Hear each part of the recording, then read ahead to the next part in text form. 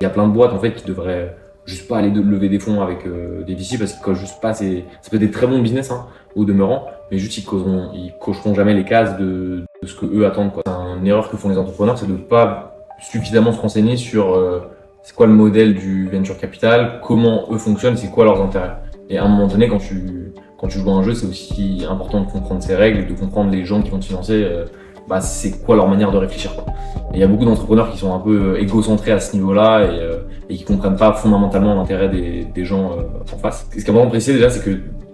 en fonction de ton cycle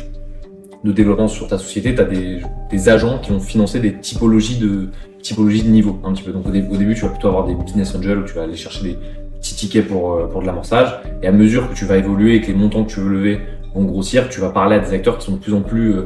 professionnels et avec des fonds qui vont être structurés sur des fonds de seed à la série A, des fonds post-série A, etc., etc. Et ce qui est important de comprendre, c'est que le modèle économique de ces fonds de ce qu'on appelle le capital risque, c'est qu'il est basé sur une loi qui est simple, qui dit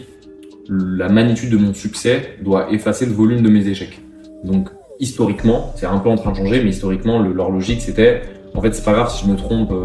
99 fois, si la fois où j'ai raison tellement fort que ça rembourse ce succès-là. Donc ça veut dire que eux, dans leur logiciel d'évaluation des sociétés, ils vont se dire, ok, est-ce que le jeu en vaut la chandelle? Est-ce que dans la version maximale de réussite de cette startup, le potentiel de gain est suffisamment gros pour couvrir toutes les fois où mathématiquement je vais me tromper? Et donc c'est hyper important de comprendre ça parce que ça veut dire que la posture quand tu dois aller voir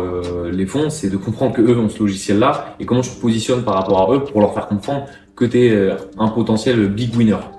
avec des critères qui sont des critères de est-ce que mon marché est suffisamment gros, profond, est-ce que le problème que j'attaque c'est un problème qui est historique, structurel, est-ce que j'attaque un changement de paradigme, donc si j'ai raison je vais renverser la manière dont un marché est opéré. Donc c'est important de comprendre tous ces critères-là et